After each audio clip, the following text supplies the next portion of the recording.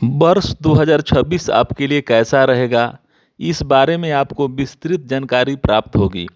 साथ ही यह साल वृश्चिक राशि के जातकों को जीवन के विभिन्न पहलुओं जैसे करियर, व्यापार, प्रेम, आर्थिक जीवन समेत वैवाहिक जीवन में किस तरह के परिणाम देगा, इस बारे में भी चर्चा करेंगे।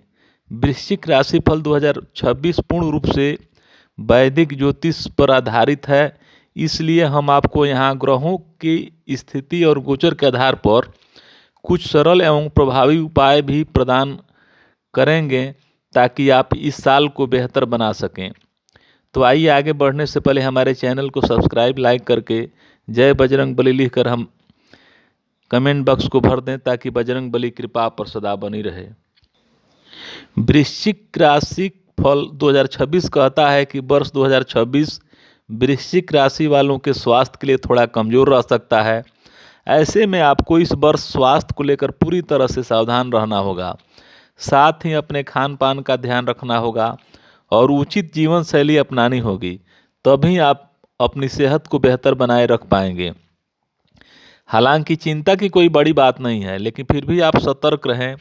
इस वर्ष ग्रहों की स्थिति देखें तो शनि महाराज पूरे वर्ष आपके पंचम भाव में विराजमान रहेंगे और इस भाव में शनि ग्रह के गोचर को अच्छा नहीं माना जाता है।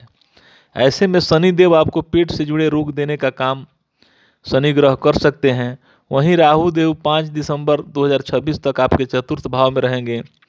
सरल शब्दों में कहें तो साल के ज़्यादातर समय राहु की चौथे भाव में उपस्थिति आपकी सेहत के लिए ठीक नहीं कही जा सकती है। ऐसे में यह आपको हृदय, सीने या फेफड़ों से संबंधित समस्या दे सकते हैं या फिर मानसिक स्वास्थ्य को प्रभावित कर सकते हैं। बात करें बृहस्पति ग्रह की तो साल की शुरुआत से लेकर 2 जून 2026 तक गुरुदेव आपके 8वें भाव में रहेंगे और इसे अच्छी स्थिति नहीं माना जाता है। इसके फलस्वरूप इस समय बृहस्पति देव स्वास्थ्य के मामले में आपका सहयोग नहीं कर पाएंगे। लेकिन जब 2 जून से लेकर 31 अक्टूबर तक गुरु ग्रह आपके भाग्य भाव में स्थित होंगे और इस भाव में बैठकर वो अपने लग्न तथा पंचम भाव को देखेंगे। ऐसे में यह अवधि स्वास्थ्य के लिए बेहतर या काफ़ी हद तक अनुकूल रहेगी। शिक्षा की बात करें तो जातकों के लिए औसत रहेगा। हालांकि आपको मिलने वाले परिणाम कभी कभी कमज़ोर रह सकते हैं, क्योंकि इस साल आपका स्वास्थ्य नाजुक रहने की आशंका है। ऐसे में आपका खराब स्वास्थ्य आपकी शिक्षा को नकारात्मक रूप से प्रभावित कर सकता है, लेकिन आपकी सेहत ठीक ठाक रहने पर आप पढ़ाई में औसत नतीजे प्राप्त कर सकेंगे। बता दें कि चतुर्थ भाव में राहु महाराज की उपस्थिति शिक्षा में ध्यान केंद्रित करने में समस्या पैदा कर सकती है।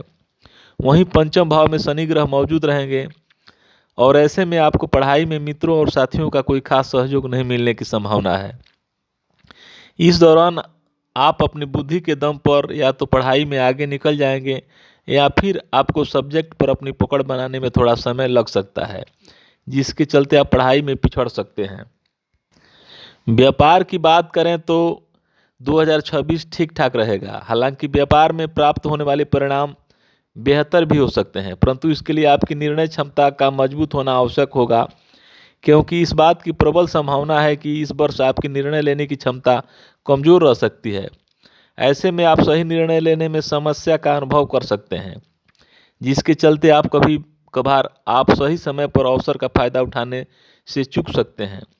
साथ ही आपकी मुलाकात ऐसे लोगों से भी हो सकती है जो परामर्श के क्षेत्र में नए नए हों, लेकिन आपको ऐसा ज्ञान दे सकते हैं जो आपको फ़ायदेमंद लग सकता है, परंतु लाभ करवाने में पीछे रह सकता है।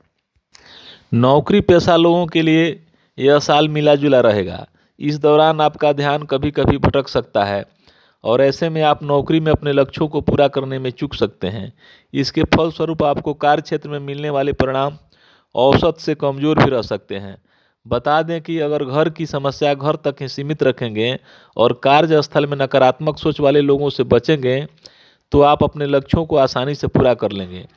आपको काम से ज़्यादा बातों में समय बिताने वाले सहकर्मियों से दूर रहना होगा और मन लगाकर अपना काम करना होगा, तभी आप राहु और शनि की नकारात्मकता से बचकर शुभ फल प्राप्त कर सकेंगे। आर्थिक स्थिति की बात करें तो यह वर्ष औसत या औसत से बेहतर रह सकता है। जैसा कि हम जानते हैं कि कार्य क्षेत्र में अर्थव्यवस्था का आपस में गहरा संबंध है और आपके रोजगार या नौकरी के अनुसार ही आपकी आर्थिक स्थिति होगी। इन दोनों ही क्षेत्रों के लिए साल मिला जुला रहेगा और ऐसे में आपकी यह आय मध्यम रह सकती है।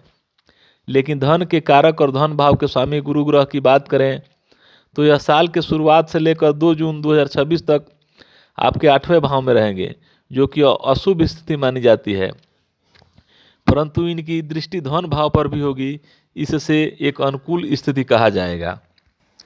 प्रेम जीवन की बात करें तो यह साल सकारात्मक रहेगा, विशेषकर कुछ खास परिस्थितियों में शुभ रह सकता है, लेकिन प्रेम जीवन में रिश्ते को लेकर जरा सी लापरवाही परिणाम को कमजोर कर सकती है। बता दें कि पंचम भाव में शनिदेव पूरे वर्ष रहेंगे, जो संकेत कर रहे हैं कि सच्चा प्रेम करने वाले लोगों को शनिदेव सहायता करेंगे। वहीं जो लोग रिश्ते को लेकर गंभीर नहीं हैं, उनके रिश्ते में शनि ग्रह समस्या पैदा करेंगे और टूटने के कगार पर संबंध को ले जा सकते हैं। हालांकि पंचम भाव के स्वामी बृहस्पति देव की स्थिति साल 2026 में 5-6 महीने अनुकूल रहेगी। यह 2 जून से 31 अक्टूबर की अवधि में उच्च अवस्था में भाग्य भाव में रहेंगे। बता दें कि भाग्य भाव पाँचवें से 5वें भाव होता है। ज्योतिष के सूत्र भावम के अनुसार भाग्य भाव की भी प्रेम संबंधों को दर्शाता है। इसके फलस्वरूप 2 जून से 31 अक्टूबर तक का समय प्रेम जीवन में उत्पन्न समस्याओं का दूर करने का काम करेगा। बस ध्यान रखें कि आपका प्रेम सच्चा हो। पारिवारिक जीवन के लिए यह वर्ष अनुकूल रह सकता है। हालांकि आपको परिवार के सदस्यों के साथ रिश्तों को लेकर जागरूक रहना होगा। वहीं दूसरे भाव पर शनि ग्रह की दृष्टि परिवार में छोटे मोटे विवाद को जन्म दे सकती है और कभी कभी सदस्य बेवजह रूठ सकते हैं। ऐसे में आपको अपनी गलती न होते हुए भी सामने वाले को मनाने की कोशिश करनी होगी, क्योंकि इसे ही समझदारी कहा जाएगा, जिसका समर्थन देवगुरु बृहस्पति करेंगे। भूमि भवन वाहन के बारे में बात करें तो भूमि भवन से जुड़े मामलों में कमजोर परिणाम मिल सकता है इस वर्ष आपको। आपके चतुर्थ भाव के स्वामी शनिदेव पंचम भाव में विराजमान हैं। बता दें कि शनि ग्रह की पंचम भाव में उपस्थिति को अच्छा नहीं माना जाता है। इसके अलावा चतुर्थ भाव पर राहु केतु का प्रभाव भी रहेगा।